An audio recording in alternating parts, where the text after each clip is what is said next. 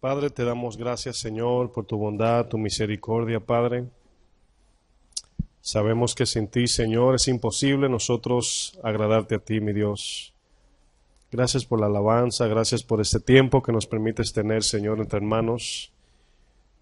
Yo te pido, Señor, que podamos ser edificados en esta hora, Señor. Bendice este grupo, Señor, esta misión que tú estás levantando.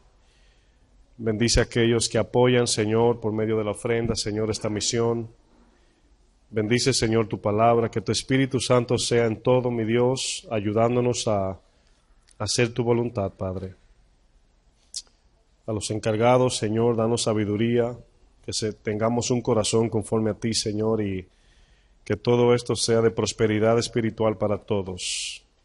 Que al fin podamos glorificarte en todo lo que hagamos, Señor, por medio de tu palabra, en el nombre de Jesús. Amén. Bueno, continuamos con la serie que iniciamos hace ya unos miércoles o ya varios. Yo quiero compartir un tema dentro de la serie La vida práctica del cristiano. El título de esta noche es La importancia de la disciplina del cristiano. La importancia de la disciplina del cristiano. A muchos de nosotros quizás no nos gusta ni siquiera la palabra disciplina, ¿verdad? Creo que se ha utilizado también para atemorizarnos un poquito los padres, ¿verdad? Te dice, te voy a disciplinar. Pero la disciplina es algo bueno para aquellos que quieren agradar a Dios, para los que quieren aprender, para los que quieren mejorar como calidad de vida. Nada de lo que hacemos sin disciplina tiene sentido ni es efectivo para nadie. Usted no aprendió lo que sabe sin primeramente ser disciplinado. Disciplina significa solamente educar, enseñar, corregir, redarguir. Y cuando oímos la palabra disciplina, como que no nos gusta mucho, quisiéramos como que todo fuera por arte de magia, que con una varita mágica, ¿verdad?, todos aprendamos lo que necesitamos aprender por medio de la disciplina. Vamos a hablar de la disciplina de dos maneras, en dos sentidos. Antes de yo dar en la manera que lo voy a explicar, en la gramática, o sea, en la ciencia de lo que es el hablar y la lengua, ¿verdad?, española en este caso, hay dos leyes que nos ayudan a entender muchas cosas, incluso cuando leemos la Biblia. Quizás me han escuchado decir palabras activas o pasivas. Y es bien fácil de entender. A veces cuando oímos la palabra pasiva, pensamos que es alguien, ¿verdad?, que es un poquito ocioso. Pero en la gramática, cuando se habla de activa, significa algo que nos concierne a nosotros. Pasiva es lo que le concierne al otro. La Biblia, por ejemplo, a veces habla de cosas que Dios va a hacer, no nosotros. Pero a veces vemos textos que nos mandan a nosotros a responder en obediencia. Eso se llama activa, eso es en voz activa. Cuando Dios te dice, guarda mis mandamientos, es en voz ¿qué? Activa, ¿verdad? Cuando Dios dice, porque yo cambiaré tu corazón, es en voz pasiva. Entonces notan que la voz pasiva es cuando Dios hace, voz activa es cuando nosotros hacemos. Es muy importante entender eso porque la disciplina que voy a explicar hoy, voy a hablar un poco de las dos, la disciplina activa, la disciplina pasiva. Esta palabra disciplina, en su traducción moderna, significa doctrina, enseñanza o educación del comportamiento de una persona. ¿Cuántos tienen hijos? Levanten su mano los que tienen hijos, casi todos, ¿verdad? Casi. Bueno, ¿usted disciplina a su hijo, sí o no? Claro que sí, ¿verdad? Todos necesitamos disciplina. Nosotros también fuimos disciplinados, unos de manera correcta, otros incorrecta, pero todos pasamos por la disciplina. Una segunda traducción acerca de la disciplina es el conjunto de reglas para mantener el orden entre los miembros de una organización, incluyendo militar, política, religiosa y de cualquier otro tipo. Por ejemplo, quiero que vayamos al libro de Proverbios. Vamos a ver un ejemplo para ver primeramente un ejemplo de disciplina pasiva. Disciplina pasiva. Proverbios 15, verso 32. Este ejemplo es de disciplina pasiva, o sea, la que se nos aplica a nosotros. Proverbios 15, 32 dice, el que tiene en poco la disciplina, podemos leerlo así, el que menosprecia la disciplina, más adelante utiliza ese mismo término, dice menosprecia su alma. Ahora, fíjense lo que está diciendo ese texto. El que tiene en poco la disciplina no se ama a sí mismo. ¿Por qué razón? Porque la disciplina es para el bienestar de nosotros. La disciplina tiene que venir para nosotros poder aprender y cambiar. Ahora, quiero que piensen por un momento en lo siguiente. Nosotros, en cuanto a lo que es aprendizaje teórico, que es lo que hablamos, o intelectual, perdón, que es teórico también, pero de la mente, basta con leer un libro. Para usted aprender algo de manera teórica o intelectual, con usted leer un libro basta. Pero para disciplinar el corazón al comportamiento de lo que aprendió, no basta con leer un libro. Debemos de poner en práctica aquellos que leímos. Entonces notan que para poder aprender acerca de esa disciplina, no solamente es leer algo, sino también ponerlo por obra. Y en cuanto a lo que es la Biblia, la palabra de Dios, es muy difícil para nosotros aplicar muchas cosas que Dios nos manda, porque ya tenemos cierta inclinación y cierto conocimiento. Fíjense la otra parte del verso lo que dice, mas el que escucha la corrección, que es lo mismo que disciplina, ¿tiene qué? ¿Qué tiene? Entendimiento. Ahora, entendimiento aquí quiere decir es sabio, entiende, ¿verdad?, que es buena la disciplina. Bueno, vamos a ver un ejemplo en Efesios de la disciplina activa. Si ustedes quieren, para ir avanzando, la voy a solamente a leer rapidito, usted lo anota. Efesios 6:4 dice, y vosotros padres no provoquéis a ira a vuestros hijos, sino criadlos en disciplina y amonestación del Señor. La disciplina activa son normas y orden de vida, disciplina pasiva es la instrucción de Dios. Tenemos una música de fondo hoy. ¿Por qué es tan importante la disciplina activa, o sea, la que nos concierne a nosotros? La palabra disciplina, si usted no lo ha notado, procede de la palabra discípulo. El discípulo es aquel que es un aprendiz de su maestro y necesita ser disciplinado por su maestro para que se parezca a su maestro. ¿Quién es nuestro maestro? Jesús, ¿verdad que sí? ¿Todos cuántos quieren parecerse a Jesús? Bueno, ¿por qué necesitamos disciplina? ¿Por qué es tan importante? Pero ¿por qué también necesito yo disciplina? Bueno, si usted quiere entenderlo en una manera más simple, disciplina es enderezar lo torcido. Ahora, todos nacimos torcidos. Todos nacemos torcidos, ¿verdad? Nuestro corazón en su intención es torcido. Cuando usted va, por ejemplo, a Génesis 8, no tiene que buscarlo, cuando el Señor habla con Noé, que lo manda a edificar el arca, dice que el Señor juró que no va a terminar el mundo con agua, porque el intento del corazón del hombre desde su juventud es malo. El intento allí es la intención. Por esa razón necesitamos disciplina. Por ejemplo, la disciplina significa enseñar. Enseñar es cuando alguien te explica algo que tú no conoces o desconoces, ¿verdad? Pero luego también significa redarguir.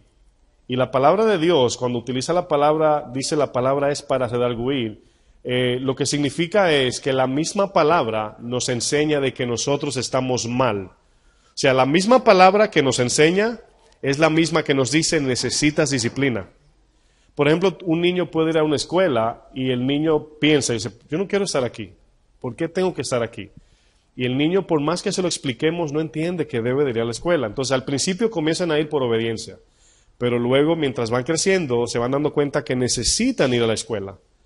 Pero nosotros ya siendo adultos, muchas veces nos preguntamos, ¿verdad? ¿Por qué tanta palabra? ¿Por qué tanta enseñanza? ¿Por qué tanta Biblia? ¿Por qué tanta corrección? Porque somos torcidos y estamos siendo enderezados.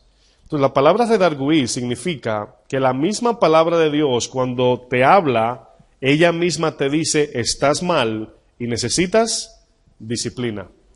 Ahora, cuando la disciplina se recibe de Dios, es más fácil que cuando Dios tiene que aplicarla por nuestra terquedad. Y muchos hemos pasado por ahí, algunos de manera dura, otros no tan dura, pero cuando nos hacemos la cabeza dura, Dios tiene que aplicarla. Es como el niño cuando dice que no y el papá sabe que es que sí. Tiene que doblarle el brazo. También significa corregir. Ahora, muchas veces, aquí la palabra corregir es cuando vamos a la práctica, nos equivocamos aún sabiendo cómo se hace.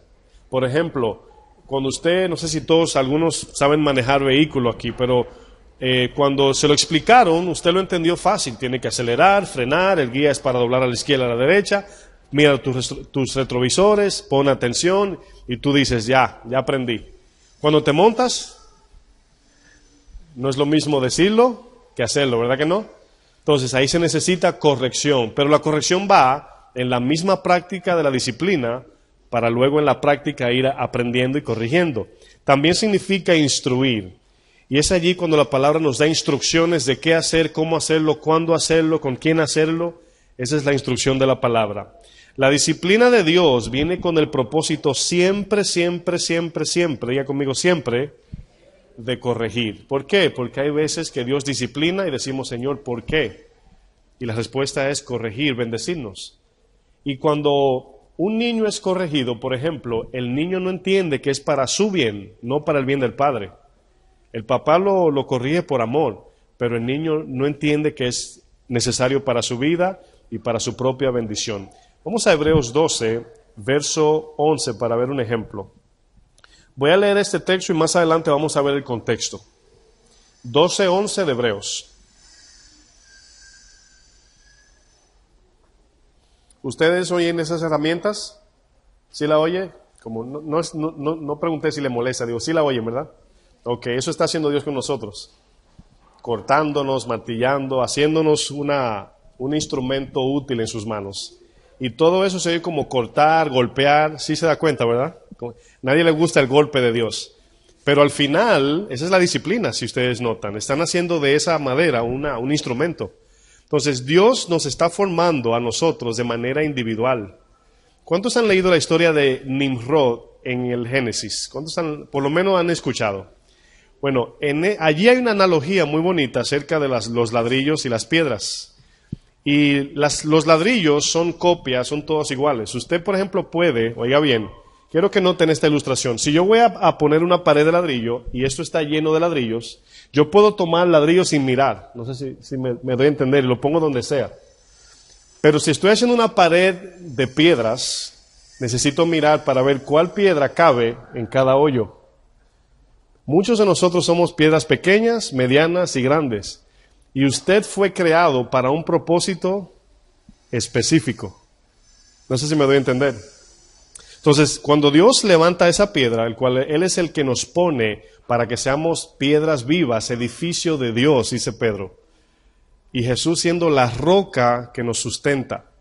Entonces, cuando usted se hace igual al mundo, usted es uno igual que el mundo. Y cuando usted no hace lo que el mundo le pide, buscan a otro. Pero cuando Dios te llama, Él te creó con un propósito específico. Y a veces no lo llegamos a cumplir porque estamos queriendo ser ladrillos y nunca encontramos el sentido de vida, porque lo que yo hago lo puede hacer cualquiera. ¿Cuántos se sienten así en su trabajo? Que dicen, si no hago lo que tengo que hacer, hay una fila larga esperándome. En el McDonald's nunca aumentan el sueldo, porque hay una fila de 75 esperando. Si tú no quieres allí tengo otros. Pero cuando tú eres exclusivo, y digo eso con cuidado, ¿verdad? Conforme a la creación de Dios, Dios te quiere en un lugar específico. Por eso es que no debemos celar ministerios. Porque nosotros, si yo soy una piedra pequeña, yo quepo en el hoyito para que el agua no se salga. Pero se necesita la piedra grande para que sustente el edificio. Los dos son necesarios, igual. Si se mete el agua, se cae el edificio. Si no está la grande, la chiquita no sirve. ¿Notan cómo es importante? Entonces, en esa historia, lo pueden leer, por ejemplo, creo que es Génesis 9 o 11 capítulo, no recuerdo bien. Creo que es el 11, pero bueno, allí dice que el hombre dijo, vamos a hacernos un edificio, una torre, cuya cúspide llegue al cielo, y hagámonos un nombre, una reputación, ¿verdad? Y dice la palabra, en vez de piedra se hicieron ladrillos. Y en vez de creo que era brea, se hicieron mezcla, o sea, mezclaron un químico. y ellos mismos edificaron. Dice el Señor, bajemos y confundamos sus lenguas. Y eso sirvió de bendición porque hoy hablamos español, inglés, japonés, por eso. Por eso fue que en Pentecostés el Señor trajo el don de lenguas también. Pero ese don de lenguas que parece para muchos de locos es el que hoy nos da comunión y entendimiento en el Espíritu. Entonces todo tiene un sentido poderoso en el Señor cuando hacemos conforme a Él. Por eso necesitamos su disciplina, su enseñanza, su corrección. Un padre le puede decir al niño, mira mi hijo, no es así, es así. Pero si luego de decírselo 9 veces el niño no entiende, a veces viene el, ¿verdad? Viene el cocotazo, como dicen en mi país. Entonces hay veces que Dios nos da cocotazos. ¿Sí le ha dado Dios algún cocotazo alguna vez? Yo tengo una hermana en Cristo que me dice que me porte bien porque si no el Señor me va a hacer así. Verso 11 de Hebreos 12. ¿Están allí? Quiero leerlo despacio este texto para ver las palabras importantes. Dice, es verdad que ninguna disciplina al presente parece ser causa de gozo. ¿Qué está diciendo el Señor allí? El Señor entiende de que no nos alegramos cuando somos corregidos. Bajamos la cabeza, cuando se te acerca un hermano y te dice, hermano, quiero decirle algo, ¿verdad? Y tú, ¿qué hice ahora? Inmediatamente viene esa opresión en el corazón, en el pecho, ay, ¿qué hice? Y comienza uno, antes de que te digan a ver un recuento de una semana por lo menos, ¿verdad? Fui allí, no he hecho nada malo. No, hermano, era para saludarlo. Pero inmediatamente viene la corrección, viene el dolor. No nos gusta que nos corrijan, pero otra razón por qué no nos gusta es porque tenemos un sentido de que sabemos todo. Y al corregirnos, cualquiera que sea, nos hace sentir de que somos ignorantes. Eso es otra manera de ofenderse por la corrección. Siempre tenemos un sentido de que sabemos todo, pero fíjense que el texto dice, el Señor entiende que en el momento la disciplina no parece ser algo de uno, gloria a Dios, sino de bajar la cabeza y buscar hacer bolitas en papeles. Cuando oímos que la palabra nos confronta, dice, sino de tristeza. Pero fíjense lo que dice luego. Pero después, ¿después de qué? ¿Después de qué? Después de, dígalo duro. Exacto, es para ver si están entendiendo. Después de la disciplina, y estoy enfatizando después porque muchos no quieren disciplina, pero quieren fruto. Fíjense lo que dice luego. Después da fruto apacible de justicia a los que en ella han sido ejercitados. Ahora, esta segunda parte del texto es lo que nos hace amar la disciplina. Si no vemos el fruto que da, nunca vamos a querer la disciplina. Vamos a decir, no, yo no quiero ser disciplinado. Pero si queremos llevar fruto, necesitamos ser disciplinados. Ahora, la disciplina, quiero que volvamos todos al verso 2 hacia atrás, el mismo capítulo, verso 2. La disciplina, cuando usted la escuche, no se vaya inmediatamente al trato de Dios con dureza. Disciplina es enseñar, corregir, etc. Pero si nos endurecemos, viene dura la disciplina, viene con mano fuerte. Es mejor obedecer por palabras. Bueno, el verso 2 dice, puesto los ojos en Jesús. En otras palabras está diciendo, miren a Jesús. Ahora, ¿qué nos está diciendo el texto que miremos? Este texto se puede usar de muchas maneras. Se puede utilizar como ejemplo a seguir, como esperanza de esta carrera, mirando su vida, cómo fue, etc. Pero el texto va a ser muy específico. Puesto los ojos en Jesús, el autor, o sea, de donde procede la fe, y el consumador de la fe. El que da fe y el que la consuma. Pero esa fe pasa por nosotros. O sea, Dios infunde su fe en nosotros por la palabra. Nosotros confiamos en esa fe y su poder opera en nosotros. Y viene a darle gloria ¿a quién? Al mismo Señor. En este caso está usando a Jesús como aquel que vivió la fe, la justicia en la carne. Fíjense lo que dice. El cual por el gozo puesto delante. ¿Qué quiere decir eso? Que cuando usted está en disciplina, está trabajando, por ejemplo, los que trabajan, tienen el gozo puesto delante. ¿Cuál es ese gozo? El cheque. Usted está sudando, cansado, pero ya se está acercando el viernes o el sábado ya. Ese es el gozo puesto delante. Jesús menospreció la cruz porque vio lo que venía después. El propósito de la disciplina tiene un fin bueno. Y si usted se enfoca en la disciplina, nunca llegará al propósito. Podemos usar el ejemplo del desierto. Se enfocaron en la disciplina, no en el propósito. ¿Y dieron cuántas vueltas? 40 años allí. Fíjense lo que dice luego, puesto delante sufrió la cruz, y luego dice, menospreciando el oprobio. ¿Qué quiso decir? Que no le hizo caso, es una palabra figurativa de tratar de ignorar el dolor porque algo mejor viene luego. Por eso dice menospreciando el oprobio. Luego dice, se sentó a la diestra de Dios. El autor lo que quiere dejar dicho aquí a nosotros, los lectores, de que la disciplina es difícil. ¿Es difícil? Claro. El trato de Dios es duro, pero nos está mostrando a Cristo de que sufrió en su carne y alcanzó el galardón. Y ahora miramos a Cristo como uno que llegó y alcanzó el trono. Ahora nosotros no estamos detrás del trono, pero sí del galardón en Cristo. Entonces, si pasamos la disciplina, entonces alcanzaremos el galardón. Por eso nos pone a Jesús como ejemplo. Verso 3. Considerad aquel que sufrió tal contradicción de pecadores contra sí mismo. ¿Por qué dice contradicción? Porque él sufrió algo que no debía. Sufrió un dolor que no merecía. Nosotros merecíamos eso. Y si Jesús pasó por ese trato no mereciéndolo, ¿cuánto más nosotros mereciéndolo? Ya en el nacido de nuevo en Cristo, no pasa por disciplina por pago, ni por culpa, ni por castigo, sino por disciplina para aprendizaje. Porque la paga del pecado es la muerte. Si Dios, no podemos decir, ay, me pasó eso porque pequé. Nadie sufre consecuencias del pecado como pago, sino como simple consecuencia del resultado de hacer lo malo. El que roba, sabe que va a la cárcel. Pero no es un pago, es solamente consecuencia de. Cuando Dios quiere que le paguemos por el pecado, créanme, estuviéramos fulminados allá o en el infierno ya. Fíjense lo que dice. Sufrió contra sí mismo para que vuestro ánimo... ¿A cuánto se le ve el ánimo cuando lo disciplina?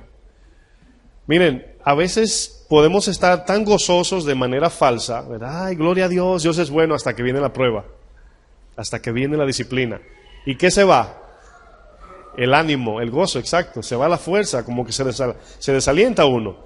Dice, para que vuestro ánimo no se canse hasta desmayar, porque aún no habéis resistido hasta la sangre combatiendo contra el pecado.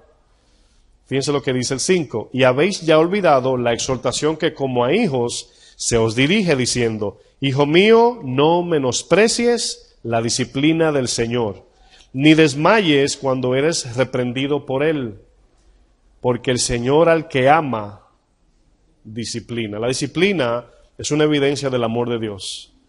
Hay veces que usted puede clamar a Dios en oración, decir, Señor, sácame de esta prueba, ¿verdad? Pero hay dos cosas que quiero que vean. Número uno, podemos ver el amor de Dios, de que Dios nos ama. Pero número dos, esa prueba, el tiempo de la prueba, depende de nosotros, de qué tan rápido corregimos. Ahora, el que no quiere estar en esa prueba, tiene que corregir lo deficiente pronto, para salir rápido. Acuérdense que el trato de Dios, la disciplina, la prueba, es el desierto. Y todos conocemos de que Dios no planificó de que duraran 40 años allí, sino 2 semanas. Yo quiero que usted por un momento piense, yo quiero que piense así, por mi terquedad, algo que se tomaba 2 semanas, a mí me costó 40 años. Piense en matemática la diferencia, si es grande. ¿Es mucho? 40 años, 11 días. Hay veces que podemos estar rondando en un solo pecado, terquedad, nos hacemos cabeciduros, porque Dios nos dice, por aquí, decimos, ay Señor, yo creo que es por aquí, y vueltas y vueltas. La disciplina es buena, pero esa es la primera parte que debemos ver. Y la que mencioné anterior, Dios disciplina al que ama. Pero fíjense lo que dice, porque el Señor a quien ama, disciplina. Y luego dice, y azota. Y esa es la parte que todos le corremos. Yo quiero explicar por qué razón es necesario ser azotado por Dios. Cuando el cuerpo, de la manera que Dios nos creó, y la influencia del pecado, nos lleva a entender de que usted y yo solamente nos apartamos de algo porque lo vemos como malo o como sufrimiento. Cuando usted era adolescente que tenía que hacer lo correcto, usted no lo hacía porque era bueno o porque quería hacer lo bueno. Lo hacía para que no lo disciplinaran. Mayormente era por eso. Cuando Dios trata con nosotros, que nos tiene que azotar, lo que conlleva a Dios a azotarnos es la terquedad. Dios nos habla y seguimos. Y tiene que venir un trato. El miedo mío, hermano, yo siempre le he tenido miedo a esto porque yo no sé cómo es ese azote. Dios es el único que sabe cómo es que nos va a azotar. Pero allí está el amor de Dios. Hay veces que el azote conlleva quitar la vida. Puede morir la persona. Por amor al hijo, a la hija. Es doloroso esto, pero es el amor de Dios. Ahora, ¿saben por qué lo vemos mal? Porque no nos estamos dando cuenta que Dios quiere que lleguemos al otro lado. Esa es la parte que nos hace ignorar que es necesario esto. ¿Cuántos quieren llegar a la vida eterna? Donde ya no más ese dolor que tanto le pides a Dios, quítalo. Sufrimiento, necesidad, etcétera. Entonces Dios está haciendo algo aquí momentáneamente para que allá lleguemos. Pablo dice, es cierto que la disciplina no es buena, pero Pablo dice, entendemos que las aflicciones de este tiempo son pequeñas, no se comparan con la gloria que ha de venir, que se manifestará en los hijos del Señor. Hermanos, como que no calculamos a veces eso. Nos enfocamos en el dolor de aquí ahora. Y es necesario esto para poder llegar. Azotar aquí lo está usando el Señor como algo metafórico. Y muchas veces el azote puede ser peor que un azote literal. A veces puede ser peor. ¿Se acuerdan de Pablo? Cuando Pablo le oró, Señor, quita de mí el aguijón. Le estaba diciendo, Señor, quita esto de mí. Ahora, allí podemos ver una disciplina constante en Pablo. ¿Por qué? Porque Pablo nunca quiso humillar esa parte de él para que no se enalteciese en sobremanera su orgullo de su corazón.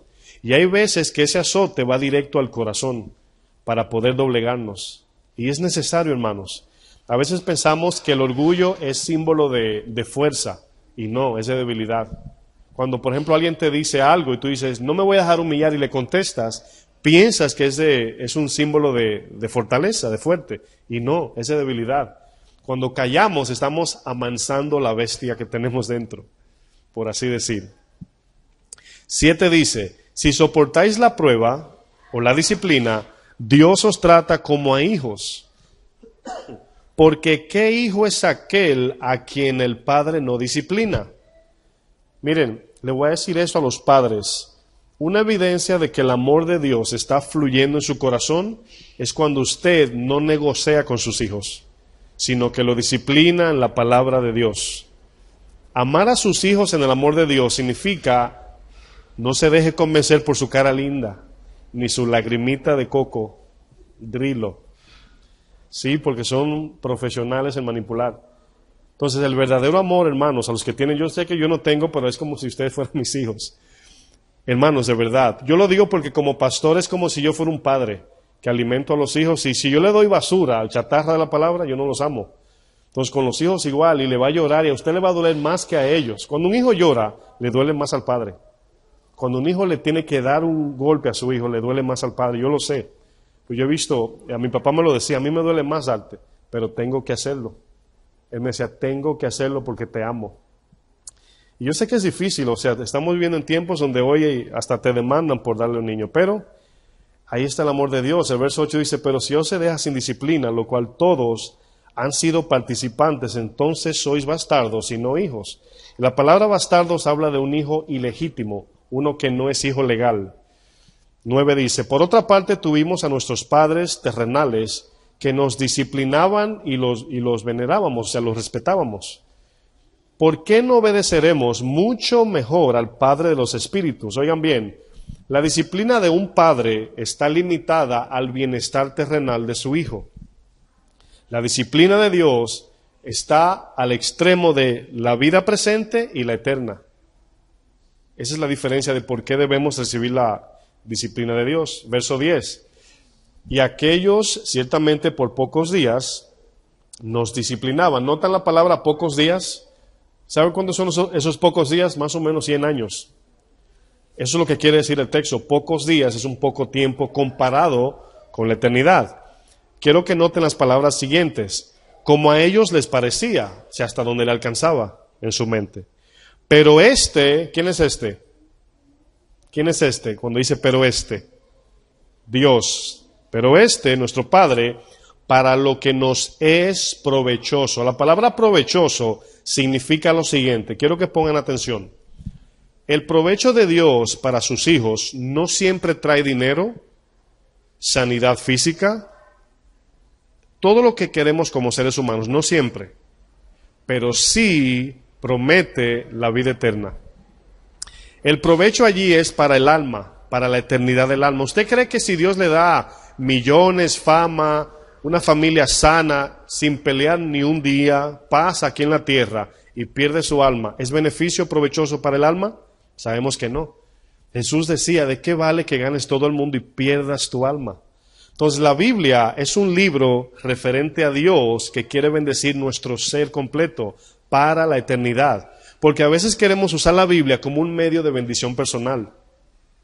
Y sí hay pastores que tuercen la Biblia para sacar provecho de las ovejas, pero no es para eso el libro. El libro fue dado al hombre para que conozca a Dios y Dios bendiga su vida eterna. Eso es todo.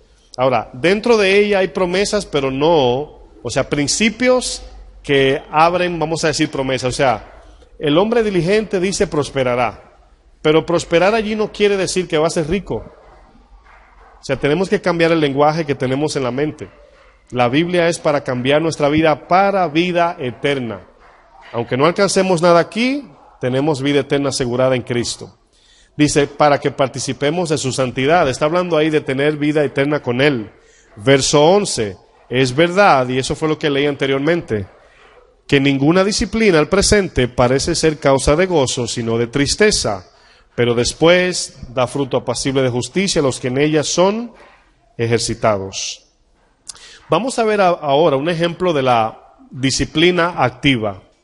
La disciplina activa tiene que ver con nuestra responsabilidad como creyentes. ¿Están aquí? Disciplina activa. Segunda de Timoteo 2, verso 1. Este capítulo que voy a leer es un libro para pastores, líderes, etcétera. Pero lo vamos a usar como principio. Quiero que pongan atención, ¿verdad? Porque aquí el consejo de Pablo es hacia Timoteo como pastor. Pero vamos a extraer de allí el principio que Pablo le da a Timoteo. Quiero que recuerden lo que dije. Disciplina activa voy a explicar, o sea, la que nos concierne a nosotros. Acabamos de ver cómo Dios trata con nosotros. No creo que suba más, yo sé que hace mucho ruido allá. ¿Sí me oyen ahí? Está mejor, ¿verdad? Ok, perdón. Pasa que yo como estoy cerca del micrófono me pierdo del sonido. Bueno, 2 Timoteo 2, 1, 7. Ahí sí, ¿verdad? Ok, gracias. Vamos a hablar ahora de ejemplos de la disciplina activa. Aquí vemos a Pablo dándole consejos a Timoteo. Si notan, estamos en la segunda carta. Dije segunda, ¿verdad? Ok, esa es la última carta de Pablo, ya para morir. Es allí donde le dice, he acabado la carrera, ya me voy a morir. Fue la última carta de Pablo a Timoteo y le está dando instrucciones, lo está disciplinando para que él pueda terminar la carrera igual como Pedro lo hizo. Capítulo 2 de 2 Timoteo, verso 1, le dice, tú pues, hijo mío, y la primera palabra, ¿cuál es? Esfuérzate, ¿verdad? Esfuérzate. Ahora, ¿qué es esforzarse? Es trabajar duramente, arduamente, ¿verdad? Es ir la extra milla por lo que tenemos que hacer, pero la palabra esfuérzate es del griego en dúnamo. La palabra dunamis en el griego significa poder de Dios, del Espíritu Santo. Pero en dúnamo significa que ahora vamos a operar en el poder de Dios.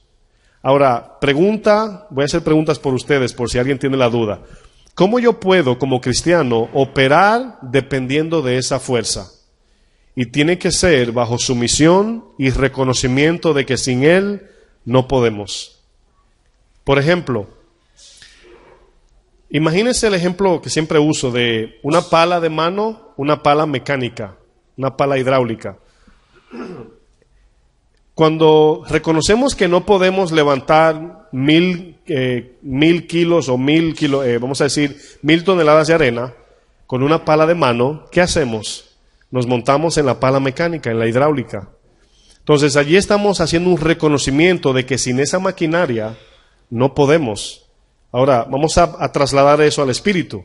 Cuando yo voy a perdonar, amar, a vivir la vida cristiana, si yo ando olvidado de Dios, estoy pretendiendo de que yo puedo solo. Pero cada vez que voy a hacer algo, digo, Señor, ayúdame aquí. Señor, me voy contigo. O sea, es un concepto aquí, no es que tienen que repetirlo. Pero es caminando con ese entendimiento, así como el que cambió de pala de mano a pala mecánica. Entonces, fíjense cómo vivir la vida cristiana inicialmente debe ser un concepto de entender que no podemos hacer lo más simple en fruto. Piensa en un fruto simple que quizás usted lo vea como algo fácil. No sé, porque ninguno son fáciles ni simples, pero perdonar, o amar, o tener paciencia, creo que ninguno, ¿verdad? No encuentro ni uno. Pero vamos a pensar en uno, vamos a pensar en, bueno, no sé, amor, vamos a usar uno. Para poder amar necesitamos el poder del amor de Dios. No sé si me estoy dando a entender. Por ejemplo, hablando con mi esposa hoy del joven rico, me pude entender un punto allí bien clave cuando Jesús le dice, conoces los mandamientos, ¿verdad? Y él le dice, Señor, todos los he guardado desde pequeño, ¿verdad? Y luego el texto dice, y Jesús le amó para decirle algo. Cuando el texto dice Jesús le amó, Jesús le está dando amor para cuando él decida arrepentirse, él tenga cómo decidir en el poder de amar a Dios para poder negarse. No sé si me entendieron. Para usted y yo negarnos necesitamos el amor de Dios. El poder del amor de amar a Dios para decir no quiero eso porque amo a Dios. Usted y yo no podemos amar a Dios en nuestras fuerzas. No podemos. Entonces dice que Jesús le amó. Ahí estaba, vamos a decir, la ayuda del amor de Dios para que una vez Él diga, sí Señor, te seguiré, entraba ese amor a su corazón y Él pudiese decir, dejé esto porque amé a Dios más. No sé si lo agarraron. Entonces usted y yo no podemos hacer nada sin el Espíritu Santo. Nada, hermanos, bueno, conforme a la justicia de Dios. Al entender eso, es automático que debemos humillarnos, ¿sí o no? Es como el chofer allí dice, tengo que levantar 1000 toneladas de arena en 3 horas y me dejaron una pala. Él la va a devolver, va a decir, no, yo no puedo hacer eso. Pero eso es obvio, pero lo espiritual a veces no se hace tan obvio. Debemos de constantemente recordarnos. Él diría, si me buscas una pala mecánica, hidráulica, sí lo hago, pero con una mano no, imposible. Entonces, así mismo es perdonar, amar, todo debe de ser en el poder de Dios, confiando en Él. Entonces, en Dúnamo, esfuérzate en la gracia, Él le dice. Fíjense que dice, esfuérzate en la gracia. Y la gracia allí es el poder o el favor divino de Dios que influencia nuestro corazón para la vida espiritual. Eso es gracia. Entonces, usted y yo necesitamos cada milésima de segundo, mientras estamos aquí, la gracia de Dios. Entonces, por esa razón a veces nos confiamos en nosotros y cuando vamos a hacer algo, desafortunadamente fallamos. Decimos, ay, qué difícil. No es difícil, hermanos, es imposible. Es imposible. Ayer mi esposa y yo fuimos a visitar a una persona que tiene cáncer del hígado. Y esta persona, antes de salir, yo le decía a mi esposa, mi amor, debemos prepararnos, yo le decía. Y me dice, ¿cómo así? Digo yo, cuando uno va a visitar a alguien, inmediatamente hay que comenzar a orar, pedirle el favor a Dios, la gracia. Yo no sé lo que me espera allí ni lo que me va a pasar. Y cuando llegamos allí, yo estaba un poco desconectado porque estaba orando, así, o sea, yo estaba normal, el que me veía no sabía que yo estaba orando, pero estaba diciéndole, Señor, dame gracia, Señor, ayúdanos, lo que tú quieras hacer, úsame. Cuando lloré por él, yo lo abracé y mientras yo lloré en voz baja, o sea, no se me veía la voz, habían otros hermanos ahí orando un poco más altito, se oró bien en orden, pero yo no se me veía la voz y yo lo abracé. Yo sentí el amor de Dios allí cuando vino a mí y Dios me dijo, si tú no amas a alguien, no puedes orar por él. ¿No es cierto que a veces oramos por cumplir sin amar a esa persona? O sea, oramos ahorita por los guatemaltecos, ¿verdad? En ese momento sentimos el dolor de ellos. En ese momento nos trasladamos allá y decimos, wow, no estoy hablando de pena humana. Estoy hablando de el mismo sentir cuando un hermano cae. Como el cuerpo, cuando usted se dobla el tobillo, el cuerpo entero anda doblado. El cuerpo entero se duele, dice Pablo. Entonces, fíjense cómo yo cuando oro por alguien, digo, Señor, dame el sentir de esa persona. Si no, ¿por qué voy a orar? Por cumplir. Señor, dame el dolor de esa persona. Quizás no me lo va a dar a la magnitud de esa persona, pero yo no puedo orar por alguien que no siento nada. Sería una hipocresía. Lo digo con respeto. Pero es una realidad, hermanos. Debemos de amar por el que oramos. Yo creo que debiésemos tener una oración previa. Así, Señor, voy a orar por tal persona, pero dame el sentir de esa persona. Yo quiero también llorar con los que lloran. Un padre es fácil orar por el dolor de sus hijos porque lo ama naturalmente. Pero ¿qué cuando le pasa algo malo al que te ofendió? Y Dios te dice, ora por él. ¿Notan el poder del Espíritu Santo se necesita allí? Entonces, si no amamos a la persona, estamos orando por orar. Y nos pasa muchas veces. Yo no estoy diciendo que todo el tiempo estamos allí bien, pero es algo que ya entendemos. Señor, voy a orar por fulano de tal, es mejor orar por menos. Incluso, yo como pastor, ¿verdad?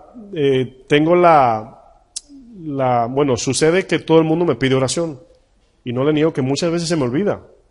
Son cientos y cientos de personas por internet, en el chat de pastores, en la iglesia, situaciones de mi familia, mi casa, mi vida. Es mucho. Y no se vale, ¿verdad, Señor? Te los presento a todos, ¿verdad? No, individualmente allí. Ahora, Dios entiende que no podemos, Él pone ese sentir. Y ya para no salirme mucho del tema, quiero volver al verso 2. Dice, lo que has oído... Aquí comienza Pablo ahora a utilizar un ejemplo visible de lo que Pablo fue mientras estuvo en el ministerio. Lo que has oído de mí ante muchos testigos, esto encarga a hombres fieles que sean idóneos para enseñar también a otros. Y cuando hablamos de maestros, los maestros en una escuela de primaria, por ejemplo, el maestro va a la universidad, aprende una materia de matemáticas y le enseña. Y puede ser un inmoral. Puede ser incluso una persona que no vive bien justamente ante Dios. Pero cuando la Biblia nos manda a nosotros a enseñar la palabra, cada palabra que decimos debemos practicarla. Quizás no somos perfectos, pero vivir en esa práctica. Porque ¿qué vamos a enseñar? ¿Letra? No funciona así. ¿Están de acuerdo? Verso 3 dice, tú pues sufre penalidades como buen soldado. Aquí Pablo va a comenzar ahora a darle instrucciones a Timoteo para que viva una vida bajo disciplina. Ahora, debemos de recibir la disciplina de Dios, debemos de aplicar la disciplina de su palabra. Esa es la idea de la enseñanza. Tú pues sufre penalidades como buen soldado de Jesucristo. Ahora, parece ser que el texto lo está mandando a buscar sufrimiento. Tú ve y sufre, no. Sino lo está preparando para lo que viene. Incluso le llamó soldado. Un soldado no va a guerra y cuando le tiran un tiro, un disparo, se sorprende, ¿verdad que no? Siempre está la expectativa de que le van a disparar. Entonces, cuando viene el sufrimiento del ministerio, no debemos decir, ay, qué difícil, ya Pablo lo advirtió. Tú sufres penalidades como buen soldado de Jesucristo. Ahora, yo le quiero aplicar eso a ustedes, porque no todos son pastores o líderes. En la vida diaria, el tema es de la vida práctica. Debemos de esperar sufrimiento en el mundo. Mi esposa sabe un dicho que yo tengo famoso. Me dice, ay, mi amor, ¿tú no sabes lo que pasó? Y yo le digo, ¿qué pasó? Tal y tal cosa. Y le digo, ¿cómo yo te digo? ¿Es cristiano? Ella se ríe porque dice, ay, sí, ya sé. Porque si no es cristiano, no debemos esperar nada. Pero si es creyente, sí. Entonces, cuando alguien te ofende, no te sorprendas. Dice Pablo, sufre penalidades. Yo no estoy diciendo que es fácil, pero no nos sorprendamos. Porque viene, el soldado le dispara, me dispararon, y los otros le van a decir, oh, no sabía, qué raro, ¿verdad? Mira, por aquí no tiraban tiros antes. No, hermanos, estamos en la zona de combate. Y a veces se nos olvida. El verso 24 dice, ninguno que milita se enreda en los negocios de la vida. O sea, aquí la idea del texto es que, un ejemplo, si fuimos llamados a la milicia cristiana, no nos enredaríamos en nada que tenga que ver o algo que obstruya el plan de Dios en lo cual fuimos llamados. Si yo le voy a hacer una pregunta, cuando usted visita a un familiar que no es creyente, ¿cómo usted se prepara? La palabra pre es antes. ¿Cómo usted se prepara? ¿Usted oró por esa persona? ¿Ya usted se lo presentó al Señor? Le dijo, Señor, fortaléceme, voy a visitar una tía que tira fuego literalmente por la boca. La tía que me ofende, que no tiene que ver para ofender. Señor, dame amor para yo orar por esa persona. Dame entendimiento para soportar. No, nos aparecemos así como superhéroes espirituales, con la capa roja, ¿verdad? ¡Tarará! Llegué yo. Y salimos de allí pidiendo consejería, pastor, quiero que me ayude. Fui donde mi tía y por eso, porque entramos en derrota. ¿Y cómo saldremos? En derrota. Entonces, fíjense cómo la disciplina, o sea, autodisciplinarnos para cada cosa que vamos a hacer, hermanos, es tan necesario. O sea, yo no salgo de mi casa, mi esposa lo sabe, sin prepararme en sentido espiritual. Dice, mi amor, vamos a visitar a fulano. A veces ella me dice, sí, yo sé, digo yo. ¿Tú entiendes, verdad? Digo, sí. Tenemos que orar, tenemos que estar pendientes, tenemos que estar velando. O sea, el amor de Dios nos lleva a hacer eso, porque queremos que conozcan del Señor. ¿Cuántos quieren que sus amigos, compañeros, familiares y enemigos conozcan a Cristo? Todos, hermanos, ¿verdad? Dice, ninguno que milita se enreda en los negocios de la vida a fin de agradar a aquel que lo tomó por soldado. Y también el que lucha como atleta no es coronado, sino lucha como. Oigan bien, nosotros no recibimos el galardón de Dios si no lo hacemos como dice la palabra. Eso es lo que dice el texto figurativamente hablando. Pero si no somos disciplinados por la palabra y en la palabra, ¿cómo vamos a luchar legítimamente? Legítimamente está hablando de palabras legales. Aplicar la palabra legalmente debe ser conforme a la palabra de Dios, no a lo que diga el pastor, el apóstol, el padrecito, no, a lo que diga la palabra de Dios. Y en el momento que yo tuerza la palabra, ya no estamos legítimos en la palabra. O sea, vamos a pensar cuando hablamos de ley, no piensen en la policía o en la corte o el juez. Todo tiene una ley, todo. El agua tiene la ley de que moja, quita la sed y limpia, ¿verdad? Una semilla tiene la ley de que echa sus raíces, frutos, etcétera, cuando se planta en tierra fértil. La ley de la palabra, cuando se aplica literal, o sea, legítimamente, produce fruto en nosotros. Pero si yo tuerzo el mensaje y se los presento, usted se va a morir esperando que produzca nada.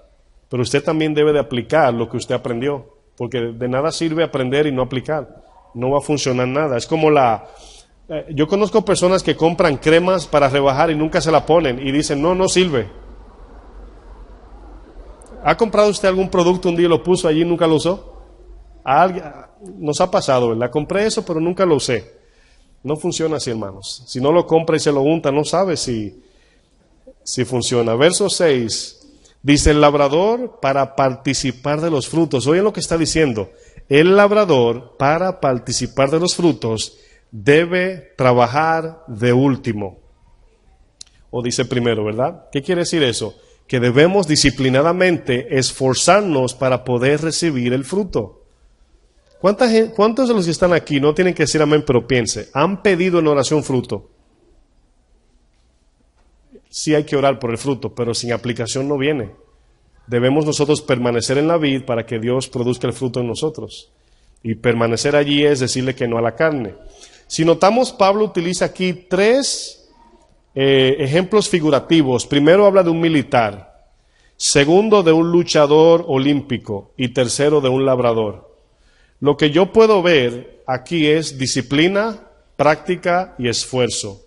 La disciplina del militar, la práctica del luchador y el esfuerzo del labrador. Ahora, este es el resumen y la aplicación de la clase de hoy. Disciplina, práctica, esfuerzo.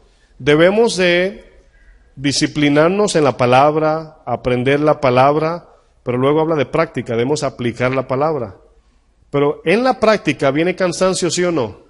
Luego dice, debemos de esforzarnos, o sea, ir extra, una milla extra cuando estamos ya agotados. Dice la palabra hasta desmayar. Pablo le dice a Timoteo aquí, sufre penalidades, niega tus deseos y trabaja arduamente.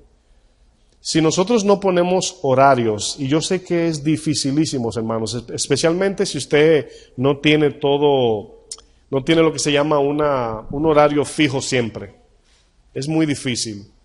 Miren, si usted ora, a veces orar más de la cuenta es imprudente.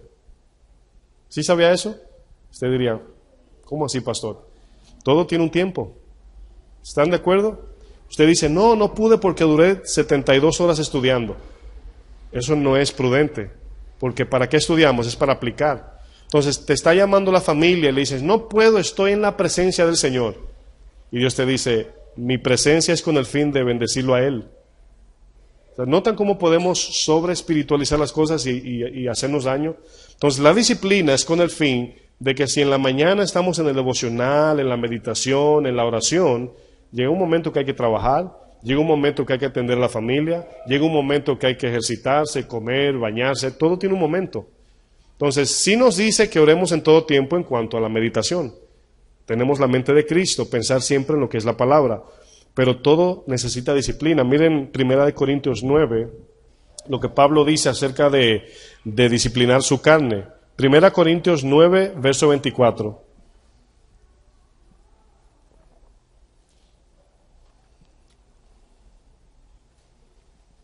Primera de Corintios 9, verso 24. La disciplina, hermanos, es algo que lo reconozco, sumamente difícil. Pero le voy a decir algo. Su vida es un resultado de cómo usted vive y cómo usted aplica la disciplina. Yo no estoy hablando de perfeccionismo, estoy hablando de disciplina, orden, ¿verdad? Disciplina y orden. Por eso muchas veces hay no creyentes que van a una iglesia y ven a la gente allí, aleluya, gloria a Dios, y dando brinco y corriendo y la silla y para aquí. ¿Cómo se llama eso? ¿Desorden o disciplina? ¿Orden o desorden? Desorden. Entonces el que no cree dice, wow, sentido común. El Señor del caos hizo del mundo un cosmos, que significa orden. Cuando usted llega a una iglesia y usted no ve todo limpio, ordenado, los que sirven allí bien servicial, bien generosos, etcétera, usted inmediatamente dice, aquí no está Dios, porque no hay orden. Entonces, eso viene por medio de la disciplina, aprender a ser ordenados y disciplinados ante Dios. Por ejemplo, el verso 24, Pablo, aquí habla de la disciplina de su carne, ¿verdad? ¿No sabéis que los que corren en el estadio, todos a la verdad corren, pero uno solo se lleva el premio? Mi esposa y yo, mi esposa la influencié un poquito, a mí me gusta la NBA, el básquetbol, ese deporte a mí me gusta. No lo veo porque no tengo el tiempo, porque dura 1 hora y 2 horas, a veces no tengo ese tiempo, pero sí veo los resultados. Mi esposa y yo a veces nos sentamos y vemos allí. Hoy veíamos un jugador practicando. Estaba practicando, tirando la pelota. Sí saben lo que es básquetbol todos, ¿verdad? Es el aro allí para que la bola caiga adentro, ¿verdad? Son 2 puntos por cada tiro. Hay veces que la tira de una distancia que usted dice, si usted no sabe mucho del deporte, dice, wow, ¿cómo la metió allí? Pero esa persona que vimos hoy, solamente vimos unos minutos, y allí estaba tirando tiros en práctica, fuera del juego. Más de 100 tiros. Ahora, es uno de los mejores, ¿verdad? Y yo le decía a mi esposa, eso es lo que Dios nos manda hacer. Yo quiero que ustedes noten un principio. Él, en disciplina teórica, conoce el deporte. No hay nada que usted le hable a ese jugador que él no conozca en cuanto a lo que son las reglas legítimas de la NBA, que es el nombre del juego. Él teóricamente él sabe lo que es error, lo que es falta personal, lo que es meterlo en la canasta. Él conoce teóricamente, o sea, en su intelecto. Pero lo que lo va haciendo cada vez más a él un mejor jugador es la práctica. Lo que nos hace a nosotros ser mejores cristianos es la práctica. Pero fíjense que el propósito de practicar, él no lo hace por cumplir con la asociación, con la organización. Él lo hace porque él quiere ser mejor. Quiero que apliquen eso en lo espiritual. Nuestra práctica cristiana no es porque nos están viendo o por no pecar, es para ser mejor cristianos. Es para parecernos más a Cristo. Esa es la idea del deporte. Y Pablo utiliza muchos ejemplos como este de un deportista que da su vida, hermanos, su vida la da en sacrificio, que sudan casi sangre para poder ser mejor en lo que hacen. Ellos para una corona corruptible y nosotros para una incorruptible. Nadie nos quitará la corona. Allá en el cielo no va a ser, yo era el mejor en esto, pero ya me sobrepasó porque rompió el récord. Como él, el jugador que le menciono, le acaba de romper un récord de otro jugador bueno. ya el otro jugador para él, ya él no es el mejor. Ya murió el sacrificio que hizo, ya él acabó. Pero usted y yo no, miren lo que dice, voy a seguir leyendo. ¿No sabéis que los que corren en el estadio a la verdad, todos corren? Dice, pero uno solo se lleva el premio. Y fíjense lo que dice Pablo, quiero que usted subraye manera en su Biblia. Dice, corred de tal manera. Ahora, manera es lo mismo que modo, forma, ¿verdad? ¿Cómo lo hacen? ¿Cómo lo hacen? Se niegan, hermanos. Se niegan bajo una dieta estricta, no tienen vacaciones, lo único que respiran es deporte. Y ellos detrás de una corona incorruptible. Cuando yo leo esto me confronta y me parte el corazón. ¿Por qué razón? Porque si un no creyente da su vida de esa manera, en ese tipo de capacidad, ¿de verdad nosotros tenemos excusa de no hacer lo que tenemos que hacer? Eso es lo que Pablo nos está dejando decir aquí. Cuando no hacemos lo que la palabra nos dice, no es por nada, es que no queremos. Porque ellos a la verdad corren, pero por algo corruptible. Y lo pueden hacer, y nosotros que tenemos el Espíritu, decimos, ay, es que, ¿verdad? La haraganería o la flojera, como dicen en México. Corred de tal manera que lo obtengáis, de tal manera está diciendo, como ellos lo hacen. Dice, todo aquel que lucha, de todo se abstiene. Ellos, a la verdad, para recibir una corona corruptible, pero nosotros, ¿una qué? Una incorruptible. Ahí viene la palabra manera otra vez. Así que yo, de esta manera, corro. Y luego dice, no como a la aventura, o sea, no estamos sacrificando nuestra vida por una aventura pasajera. Dice, de esta manera peleo, no como el que golpea el aire. Ahora, fíjense las dos cosas que Pablo usa. Una es correr hacia y otra es golpear algo. Correr hacia, golpear algo. ¿Está corriendo hacia dónde? Hacia la meta que es ¿quién? Cristo. Pero está golpeando algo, aquello que le dice, detente, en la carrera. Él está golpeando algo que le dice, ya no corras más, estás cansado, te duelen las extremidades, las rodillas, los tobillos, necesitas beber agua. Y Pablo aquí está corriendo y se está golpeando. Dice, yo de esta manera peleo, no como el que golpea el aire, sino que golpeo mi cuerpo. ¿Sabe lo que está diciendo? Lo disciplino para que aprenda a responder en obediencia a lo que dice la palabra. Luego dice, y lo pongo en servidumbre, o sea, que me sirva la carne a mí, no yo a ella. Dice, no sea que habiendo sido heraldo, sea el que anuncia el evangelio, yo mismo venga a ser eliminado. Si no aplicamos, vamos a dejarlo para una segunda parte, si no aplicamos disciplina en la vida cristiana, pasaremos la vida eterna en la tierra esperando por un fruto y nunca llegará. Póngase de pie, vamos a dejarlo hasta ahí. Continuaremos en la segunda parte el próximo miércoles. Gracias, Señor.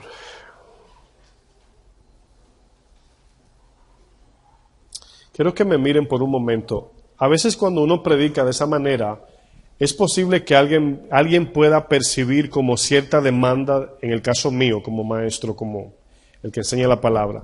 Pero le voy a decir algo, hermano, si yo subiese mi voz a un nivel imprudente y lo miro mal y le hago así, le queda corto a lo que Dios le va a demandar. Le queda pequeñito a lo que Dios nos demanda a todos. Aún usted se sienta así tan confrontado, en el caso por mí, Dios le demanda aún más de lo que yo estoy diciendo. Lo que le quiero decir es, cuando usted esté allá, que Dios le pregunte por lo que usted hizo mientras estuvo aquí, y usted le diga, Señor, ¿era difícil? Él le va a decir, no era difícil, era imposible, y no pudiste porque lo hiciste en tu fuerza. Yo como pastor no quiero eso ni para mí, ni para ustedes. Y es mejor aguantar la confrontación dura aquí, para que en aquel día Dios nos diga, buen siervo fiel, entra en el gozo de tu Señor por los siglos de los siglos, donde ya no más dolor, no existe la palabra se acabó, ni fin, todo va a ser gozo para siempre. Es por eso que somos tan diligentes en esta congregación o esta misión con la palabra, porque Dios nos va a medir por medio de esto que acabamos de leer.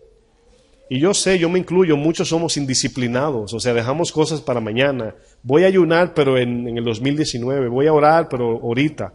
Y batallamos con eso, pero nunca veremos el crecimiento si no hay disciplina. La disciplina demanda negación primeramente.